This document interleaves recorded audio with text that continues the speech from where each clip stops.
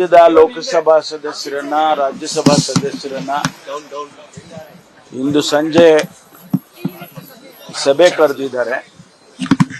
ಉದ್ದೇಶ ಏನು ಅಂತ ಹೇಳಿದ್ರೆ, ರಾಜ್ಯದಲ್ಲಿ ಬರದ ಪರಿಸ್ಥಿತಿ ಬಹಳ ಗಂಭೀರವಾಗಿದೆ.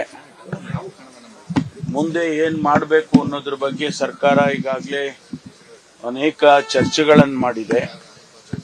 ಈ ಮಧ್ಯೆ ಮುಖ್ಯಮಂತ್ರಿಗಳು ಮತ್ತು ನಾನು ಕೂಡ ಪ್ರಧಾನಮಂತ್ರಿಗಳಿಗೆ, ಕೃಷಿ ಸಚಿವರಿಗೆ, ಗೃಹ ಸಚಿವರಿಗೆ ಪತ್ರವನ್ನು ಬರೆದಿದ್ದೇವೆ. ಯಾವುದೂ ಕೂಡ ಪ್ರತಿಕ್ರಿಯೆ ಬಂದಿಲ್ಲ ಇನ್ನೂ ಕೂಡ. ಮತ್ತು ಇದರ ಜೊತೆಯಲ್ಲಿ ರಾಜ್ಯದ ಅನೇಕ ಯೋಜನೆಗಳ ಬಗ್ಗೆ ಪ್ರಸ್ತಾವನೆಗಳು ಹೋಗಿದ್ದಾವೆ.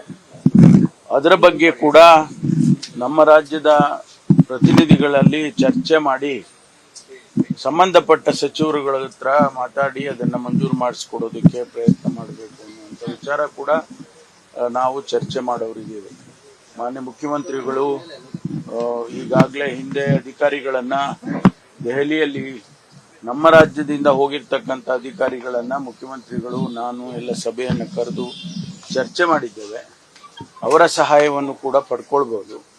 ಹಾಗಾಗಿ ಇವತ್ತು 6 ಗಂಟೆಗೆ ಸಭೆಯನ್ನ ಮುಖ್ಯಮಂತ್ರಿಗಳು ಕರೆದಿದ್ದಾರೆ.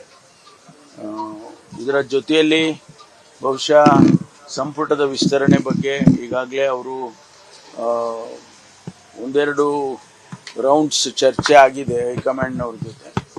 ಇವತ್ತು ಕೂಡ ಆಗ್ಬೋದು ಅಂತ ಅನ್ಕೊಳ್ತೇನೆ. ಒಂದು ವೇಳೆ ಅದಾದ್ರೆ ಅನುಮತಿ ಸಿಕ್ಕಿದ್ರೆ ಸಂಪುಟ ವಿಸ್ತರಣೆ ಕೂಡ ಆಗುವಂತ ಸಾಧ್ಯತೆಗಳಿದಾವೆ.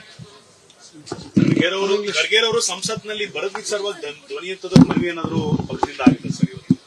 ಅಲ್ಲ, ನಾವು ಪ್ರಯತ್ನ ಮಾಡ್ತೀವಿ. ನಾವೆಲ್ಲ ಅವರಿಗೆ ಮನವಿಯನ್ನ ಮಾಡ್ಕೊಳ್ತೇವೆ. ಸದನದಲ್ಲಿ ಆದ್ರೂ ಪ್ರಸ್ತಾಪ ಮಾಡಬಹುದು, ಅಥವಾ ಪ್ರಧಾನಮಂತ್ರಿಗಳಿಗೆ ಸಂಬಂಧಪಟ್ಟ ಸಚಿವರುಗಳಿಗೆ, ಗೃಹ ಸಚಿವರು, ಕೃಷಿ ಸಚಿವರು, ಅವ್ರ ಜೊತೆಯಲ್ಲಿ ಕೂಡ ಪ್ರತ್ಯೇಕವಾಗಿ ಅವರು ಮಾತಾಡಬಹುದು. ಒಟ್ಟಾರೆ ನಮಗೆ ರಾಜ್ಯಕ್ಕೆ ಒಂದಿಷ್ಟು ಸಹಾಯವನ್ನ ಮಾಡೋದಕ್ಕೆ ನಾವು ಅವರಿಗೆ ಪ್ರಸ್ತಾಪ ಮಾಡಬೇಕು ಅಂತೇಳಿ ಮನವಿಯನ್ನು ಮಾಡ್ತೇವೆ.